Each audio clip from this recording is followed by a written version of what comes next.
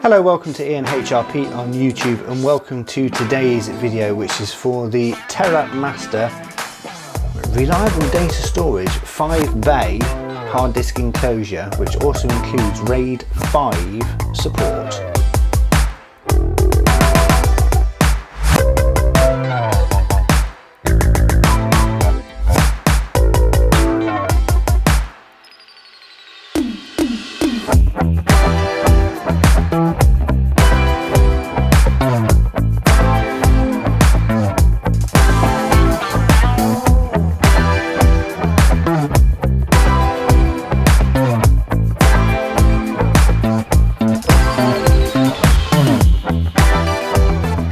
So then, welcome to today's video, which is for the TerraMaster Reliable Data Storage 5 hard disk enclosure, which also allows you to do RAID 5, which is the reason I brought this particular one. At the moment, all of my photos, videos and backup are all on a single drive, which is very, very risky indeed. So I wanted a device that would allow me to do RAID 5 rather than just RAID 0 to give me a bit more storage. So let's just quickly unbox the device. So I believe this is the accessory bundle, and then we have the actual device itself, which I will just take out of the box.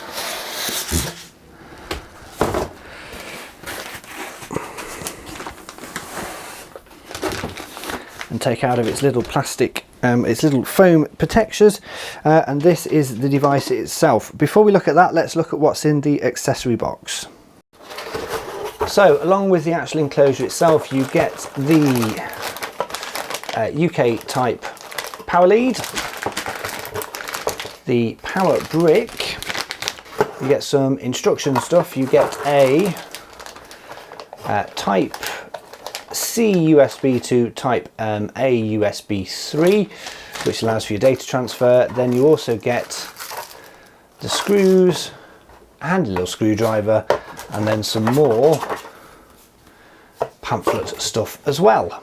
So this is the actual device itself. It is a 5-bay hard disk enclosure, which allows you to do RAID 5, which means each of the 5 disks can be used for storage, and then a 20% margin of it is used for the backup. So if one disk fails, you can replace that disk and it should then rebuild the RAID system from and recover all of the data that was on that disk as well, which is a better way of doing it. If you have RAID 0 or RAID 1, if you have RAID 1, this will allow you 2 of the bays to be the RAID 1, and then the other 3 bays will be separate disks, but with no backup. So I'm going to go for RAID 5, but let's just quickly have a look at the actual device itself. So on the front here we have indicator lights for all of the different hard disks, which shows you the status of them, and then we have the power indicator there and the power button on there. Around the side we have warning information. On the back there's not a great deal on here actually. We have a USB-C connector, which then plugs in directly into the computer. This is a DAS, not a NAS, so this is direct access storage rather than network access storage. And you also have the power button and then a Kensington lock at the top, and then these are the fans which keep the drives cool, and that is actually about it. It's nicely built, it feels nice. It's an aluminium, not aluminum, Americans, aluminium case on there as well. And then to put the drives in, you literally just remove the caddy, place the drive in there, and then push it in and close it, and then it will automatically recognize the drive. So along with this, you obviously have to purchase the discs, and I have got 5 2 terabyte hard drives here, which are the Seagate Barracuda 2 terabyte drives, which should give me a total of, so these 2 terabyte drives, 5 of them will give me 10 terabytes of complete storage. With RAID 5 it will give me 8 terabytes of usable storage, which is more than enough for what I need at the moment. I've got about 2.5 terabytes of photos, that I'll be looking to use this primarily for is a backup of my photos. Going back from 2014, I've got 141,000 photos that currently are sat on one drive, which is just over there, which is a 6 terabyte drive. But if that fails, all of my photos are gone, and I can't afford to do that at the moment. Right, so let's just remove these out of here, and I'll just quickly open this.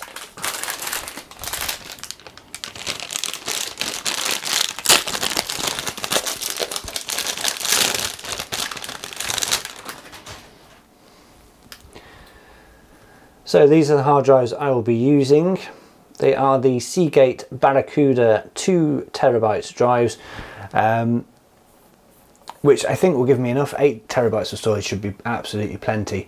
And these just need to be mounted now into the caddies with the included screws before I can turn the device on. So using the included screwdriver and screws, we need to add each hard drive into the bay by attaching using the 4 screws on each caddy. And it would have been nice, if I'm honest, for these to include a screwless connection, which would have been slightly easier. But anyway, it doesn't take that long to screw these in. Right, let's get on and do these, and then we can plug the hard drives back into the enclosure. So now we have each of the 5 hard drives in their enclosure. It is simply a case of sliding these into the device, pushing them in, and then clicking them close. And this then mounts all of the hard drives into the enclosure, and we are ready, once this is done, to turn it on.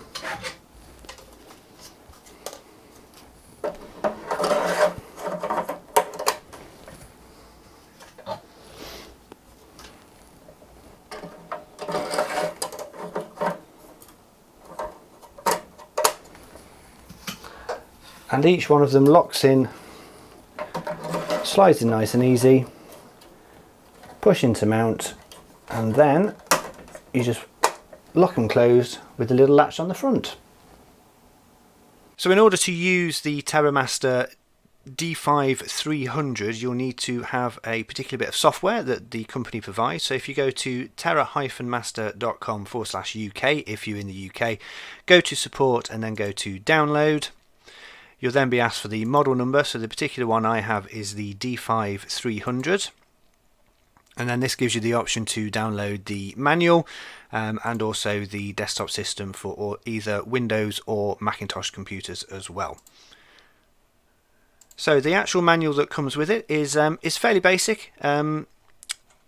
It's one of those ones, now this is a RAID 5 only device, and it doesn't show you the option to have RAID 5, but this is the only version of the software, so I am hoping this is the correct one when I actually install the or set up the device completely. Right, so I have downloaded the actual software here. It comes in a zip format, and then if I do the setup, we'll just go through the setup process. It does look a very old-fashioned style of install. And here you go, this is the actual software that you get. Yes, it is quite basic looking, I think is a good way of putting it. It's quite an old-fashioned style. Do you know what it reminds me of? Real Player, if anyone used Real Player, and I'm talking probably about 15 odd years ago. It reminds me a little bit of that. Right, let's plug the RAID device in, and then we will see what the setup is like. Okay, so before you can use the drives in the RAID device, you obviously need to format them. So I have initialized all of the disks. So we've got disk 4, 5, 6, 7 and 8, which are the 5 new disks. You then need to go in and format the actual hard drive. So you go to New Simple Volume, click Next, leave all the settings as default. We'll allocate it the drive letter of H, and then we'll call these a new volume. So this one will be RAID 2, and then you select the Perform Quick Format, click Next and Finish. and it will go through and actually format to the drive. So you need to do this for all of the 5 drives that you are putting into the TerraMaster device, so that you can actually set it up for RAID 5. So once the formatting is complete, you will see there that we now have a 7.451 terabyte hard drive, which is shown as a single disk, and the RAID manager is recognizing that as well. So if we go into Windows Explorer, we now have the RAID disk here, which is empty and accessible.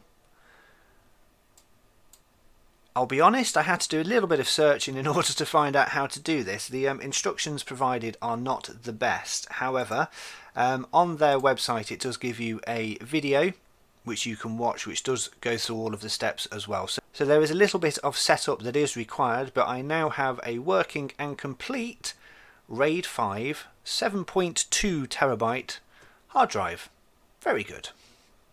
So I'm just going to use a disk speed read and write test called AJA system test. I've just quickly done it on my internal terabyte hard drive, which is an SSD, so we are getting 1550 megabyte second write and 1628 megasecond read. It is an SSD, so I would expect that. This is the RAID disk, so we will just start a test on this.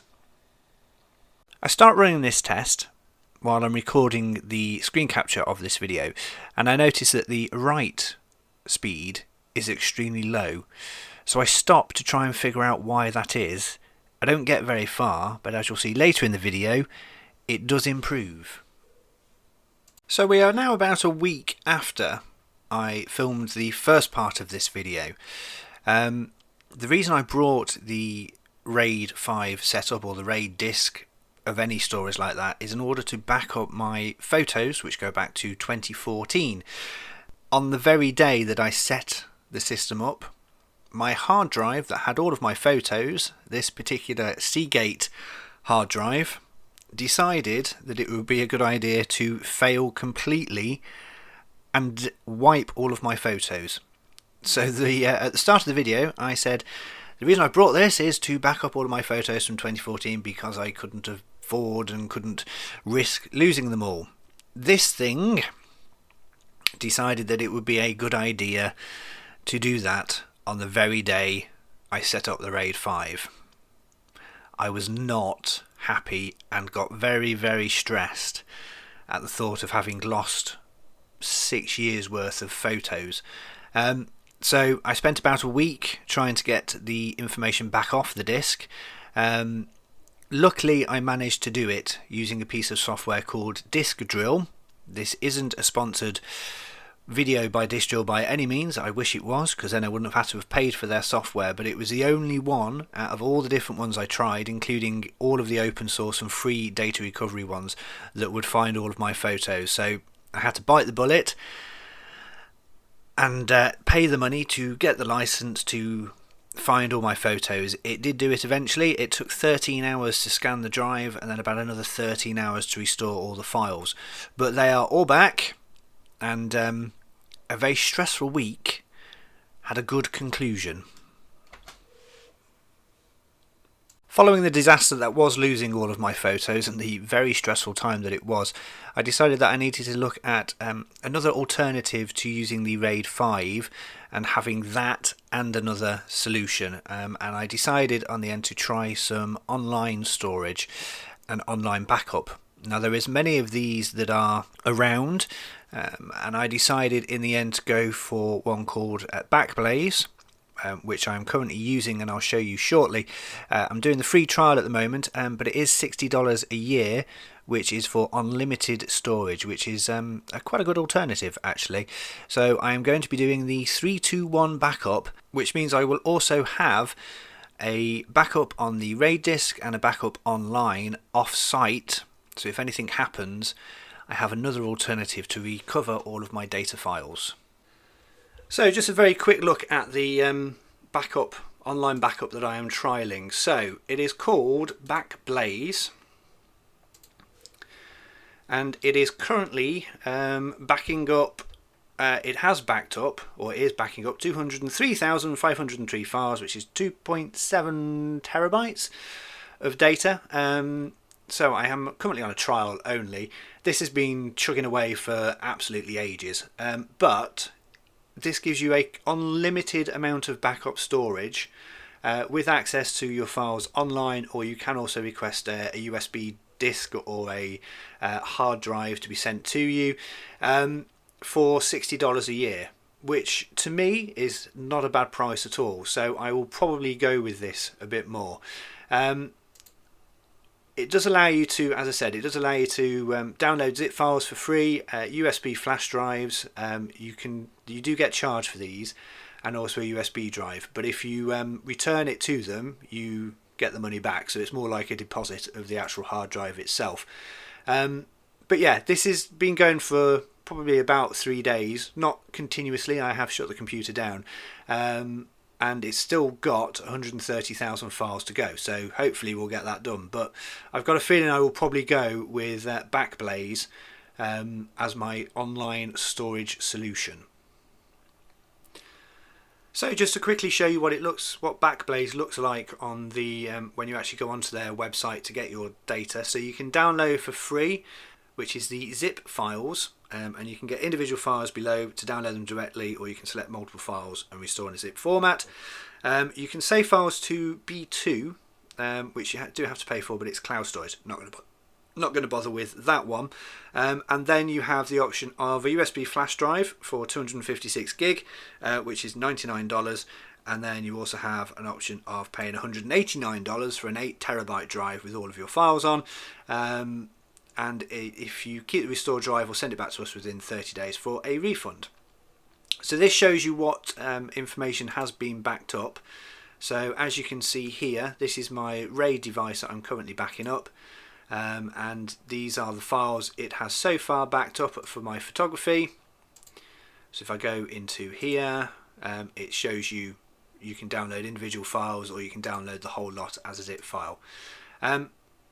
I think personally I'm quite happy to pay $60 a year in order to have this as a off-site storage, and once it gets past the first backup, obviously it will then continuously back up any new files or changes I make, so it will take a lot less time. So just a very quick look at the online backup that I am trialing. So it is called Backblaze,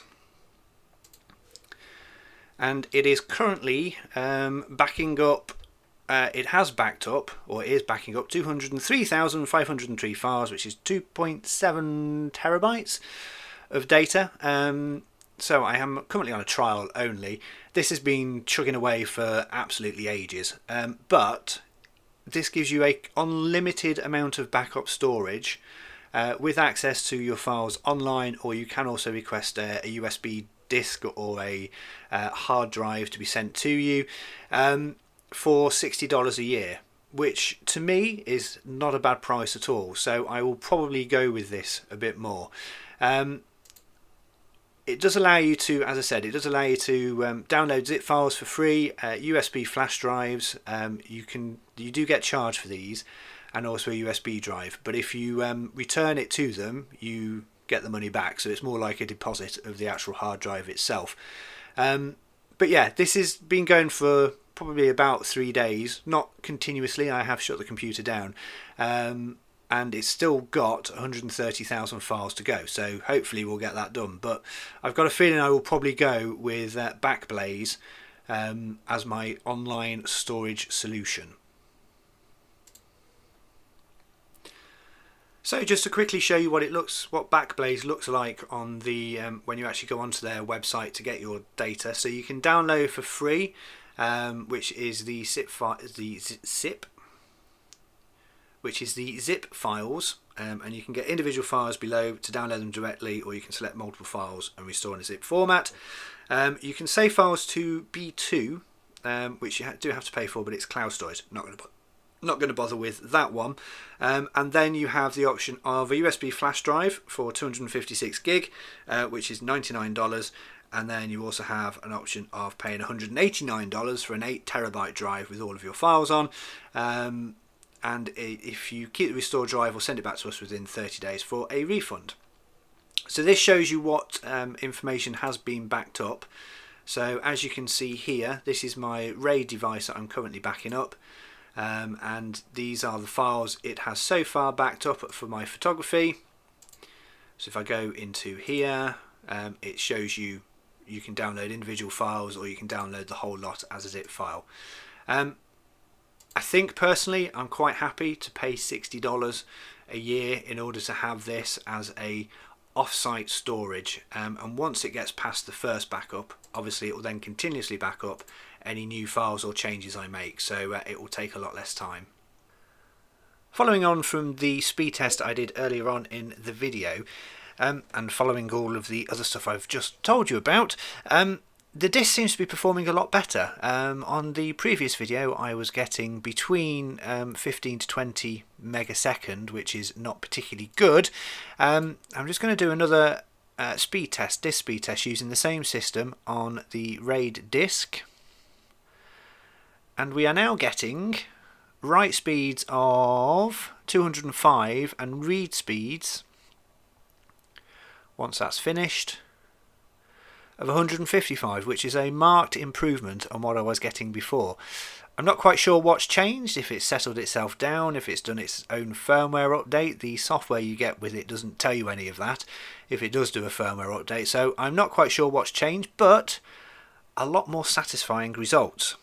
I'm just going to do a real world test now to transferring a file from my C drive, which is an SSD, over to the RAID drive.